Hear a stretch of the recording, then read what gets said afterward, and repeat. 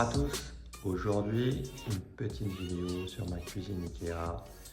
Ikea, ils font des super meubles, malheureusement ils font rien de sur mesure. Et donc je vais m'attaquer à la réalisation d'un petit coffrage pour cette belle chaudière qui mérite d'être un petit peu cachée. Donc ce que j'ai fait, je suis allé chez Castor et j'ai prédécoupé toutes mes planches en fonction de la taille du meuble que je veux réaliser.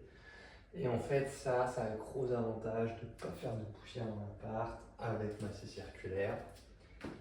Et donc, il ne me reste que de l'assemblage à faire et j'ai ma scie si jamais j'ai une petite découpe à faire. C'est parti pour l'assemblage. Alors, pour l'assemblage, il faut avoir son plan bien en tête. J'ai un petit foret, j'ai des vis, j'ai des petits outils là que je vais...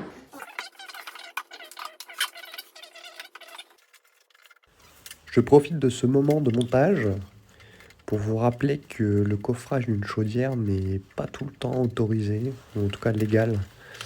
Mon chauffagiste a bien confirmé que mon modèle de chaudière, qui a condensation, permettait de la recouvrir. Voilà, c'est important de le dire. On ne peut pas coffrer les anciennes chaudières à gaz. Donc voilà, vérifiez bien votre modèle de chaudière avant de vous lancer dans un projet comme ça.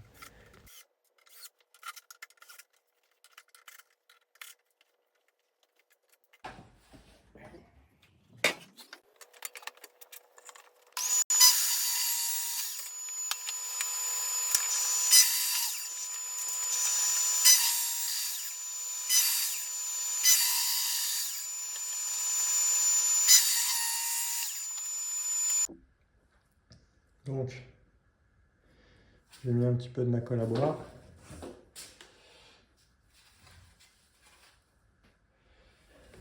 Et je vais venir accrocher tout ça.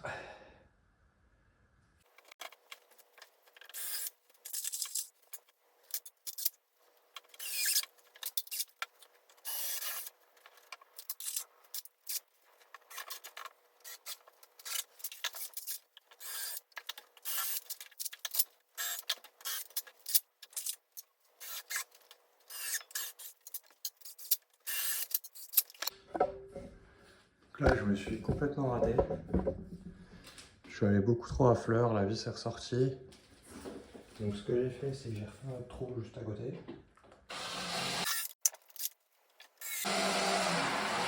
Voilà. Là, du coup, on la voit pas. Elle est bien, elle prend bien cette planche-là. Ça va bien serrer.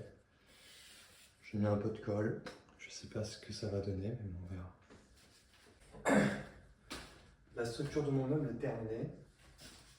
C'est un paraît assez rigide. De toute façon, il va juste se supporter lui-même, donc je suis assez confiant. Par contre, voilà, il faut encore que je l'équipe.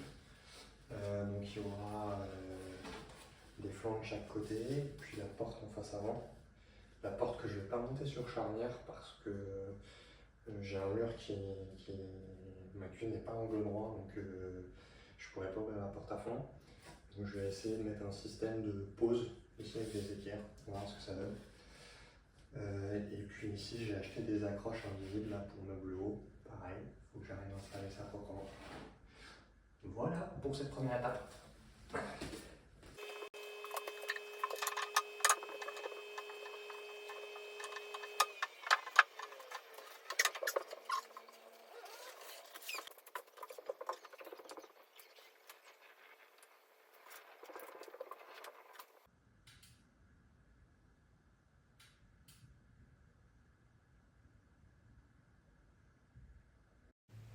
Ça y est, le meuble commence à ressembler à quelque chose. J'y ai mis les attaches que j'ai trouvées sur internet. Elles sont dotées de 2 petites vis de réglage, c'est pas mal pour que le meuble soit droit. Par contre, gros problème, j'avais pas anticipé ça. J'ai dû rajouter une petite partie là qu'on voit ici pour le rendre plus profond et que ça puisse venir à fleur du mur et que le meuble soit droit quand il est posé. Donc voilà, c'était pas prévu, j'ai rajouté ça. Pour les flancs, j'avais prévu des flancs supplémentaires quand j'ai acheté ma cuisine. J'en ai mis un complet de ce côté. Et de l'autre côté, j'en ai mis un raccourci parce que c'est un côté qu'on verra pas. Et là, les deux supports qui vont en face, qui sont vissés dans le mur. Le meuble est terminé. Je suis assez satisfait du résultat. En fait, il a vraiment la même tête que celui d'à côté qui finalement est un meuble officiel de la marque. Ce qui est pas mal, c'est que je peux l'enlever très facilement. Et aussi le système de traverse là, que j'ai mis en face avant me permet de toujours avoir accès finalement à la chaudière quand la porte n'y est pas. Donc je suis très satisfait. Par rapport au début de la vidéo, j'ai changé ces planches là qui étaient trop épaisses. Et pourquoi? Pour le système d'accroche de la porte, toujours pareil, là je reviens toujours au même. Vous allez comprendre juste après pourquoi. Voilà.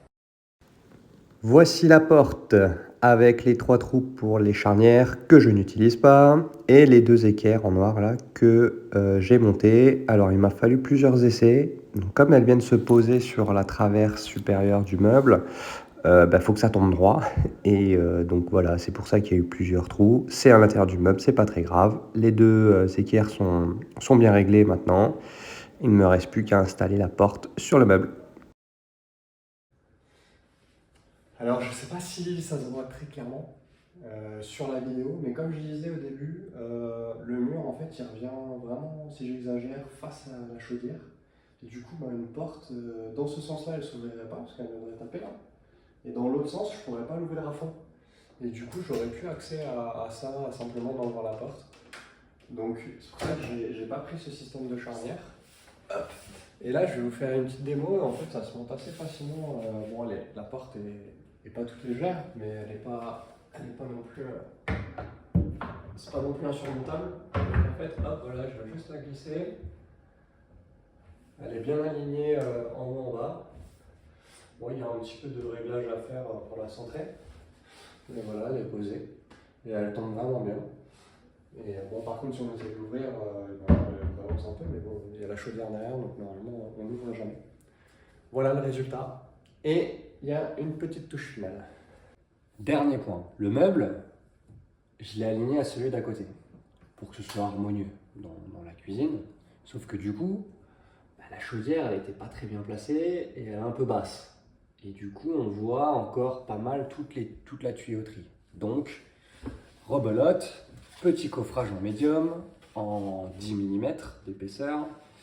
J'avais plus de carrelage et j'avais la flemme de carreler dans tous les cas, donc j'ai pas remis le carrelage de la crénence, mais j'ai fait une petite peinture perso, sur mesure, pour que ça ait la même couleur, donc que ça se cache bien dans le décor. Petit système ici d'accroche, donc à l'intérieur j'ai collé des petits morceaux de bois, donc en fait ça vient simplement se glisser.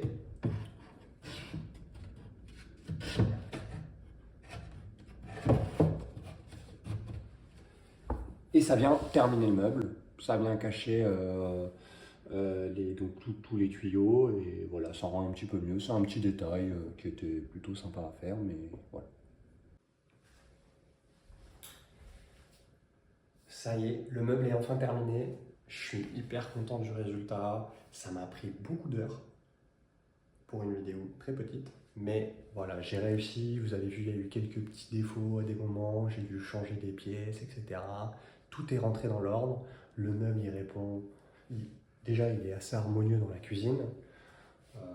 Bon, c'est des gros meubles, mais bon, c'est le jumeau de son copain d'à côté, donc c'est déjà pas mal. Et ce qui est super, c'est pour l'intervention sur la chaudière, la porte s'enlève en 2 secondes, j'accède à l'interface. Quand le chauffagiste vient pour la révision annuelle, je retire tout le meuble carrément du mur. Et là, la chaudière est à nu, donc voilà, il est super content. Donc voilà, c'est que du positif. Je suis très content de mon projet. J'espère que ça vous inspirera. J'ai sûrement fait plein d'erreurs. J'ai peut-être pas respecté toutes les règles de l'art, mais voilà, à la fin, on y arrive. Bon, il faut un petit peu s'outiller au début, mais voilà, c'est à peu près tout. Et puis, je vous dis peut-être à une prochaine vidéo. Qui sait? Voilà, à plus!